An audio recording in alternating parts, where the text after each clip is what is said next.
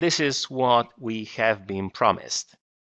They told us years ago that IPv6 will solve all the networking problems we had, including the multi-homing issue that is really the one that troubles me most.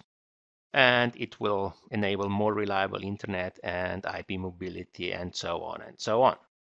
There is one very small point here where I might agree with one of these claims, namely, if we manage to get rid of client-side NAT and provider-side NAT, the internet will be more reliable because we will get rid of the address translation and all the associated hassles.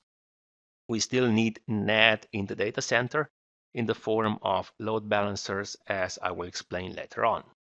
On the other hand, after all these great plans, what we got was a replacement for the network layer that we have been using at that time. So IPv6 is really just a replacement for IPv4. The main change was the introduction of longer 128-bit addresses. And because we have longer addresses now, we can't transport them in the same routing protocols. So we have to do something different. And here, in the routing protocol side of things got really interesting. Some routing protocols already support multiple address families. ISIS, BGP, and EIGRP all started as either multi-routing protocols or they got multi-protocol capabilities pretty early on. With that in mind, it was pretty easy to add IPv6 to the list of supported address families. On the other hand, OSPF was very tightly coupled to the properties of IPv4 world, and when they were changing OSPF to adapt to the IPv6 world, they didn't just change the packet format and address lengths, they actually invented a totally new protocol. It is similar to OSPF version 2, but LSA types are not the same, the behavior is not the same, flooding rules are not the same, and so on and so on.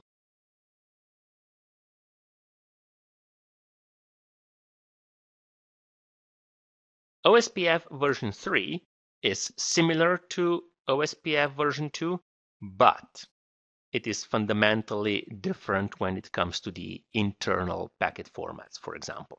So just because you understand OSPF version 2 down to the last detail, don't expect to understand OSPF version 3 down to the last detail. There will be some surprises.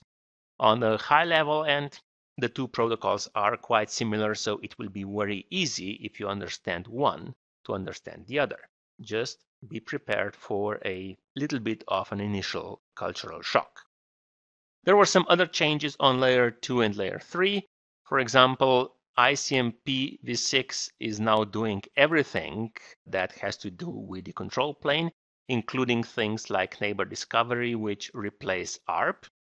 On the other hand, for example, in PPP world, which is today relevant because of PPPoE, we had IPCP in the IPv4 world. Now, this is a typo, we have IPv6CP. In the IPCP, we negotiated the IPv4 addresses between the endpoints. IPv6CP is not doing that anymore. It's just negotiating the use of the new protocol, and then the address negotiation happens like on any other media with ICMPv6, specifically the neighbor discovery part of it. That's a good change because now we have consistent behavior of layer 2 and 3 protocols, or at least layer 3 protocols, across all layer 2 media.